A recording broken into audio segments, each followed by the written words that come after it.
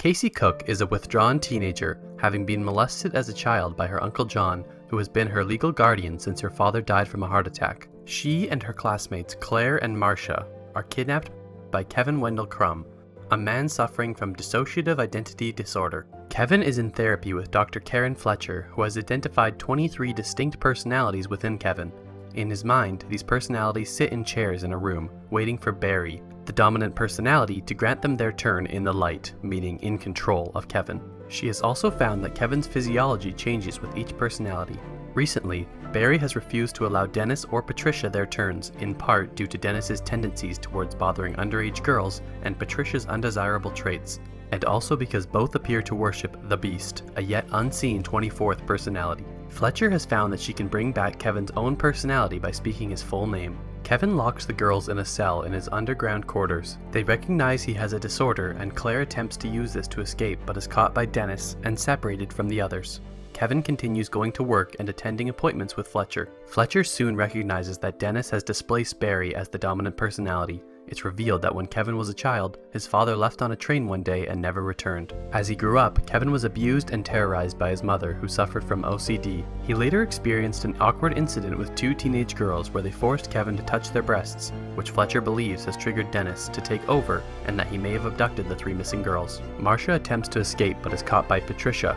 Casey befriends Hedwig, one of Kevin's personalities who acts like a young boy. She convinces Hedwig to let her out of her cell to see his bedroom, believing that there might be a means of escape through the window Hedwig has described in that room, but she finds that it is only a drawing of a window. She takes a walkie-talkie from Hedwig and uses it to call for help, but the man at the other end thinks it's a prank.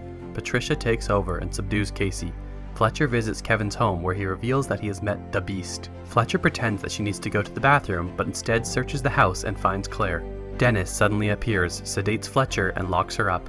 Dennis then boards an abandoned train similar to the one that crashed and killed his father, which allows the Beast to finally take over, giving Kevin superhuman abilities. Fletcher writes Kevin's full name on a piece of paper before the Beast arrives and kills her. Casey escapes from her cell only to find that the Beast has already devoured Marcia and watches in horror as he devours Claire too. Casey finds Fletcher's body and the piece of paper. The Beast approaches her, but she calls out Kevin's full name, bringing Kevin's personality to the forefront. Upon learning of the situation and realizing that he has not been in control for 2 years, a horrified Kevin begs Casey to kill him with a shotgun he has hidden. This prompts all 24 personalities to fight for control of the light, but the Beast takes hold again. Casey retrieves the gun and ammunition before escaping into an underground tunnel where she shoots the Beast twice, to no effect. She locks herself in a caged area, but the Beast begins to pull the bars apart. Then he sees faded scars across her body, a sign of her past abuse. Having previously declared his plans to rid the world of the impure and untouched, those who have never suffered, he considers Casey to be pure, so he spares her and he runs off. Casey is rescued and learns that she was being held at the Philadelphia Zoo where Kevin had been an employee. When Casey is asked if she is ready to return home with her uncle, she hesitates to answer.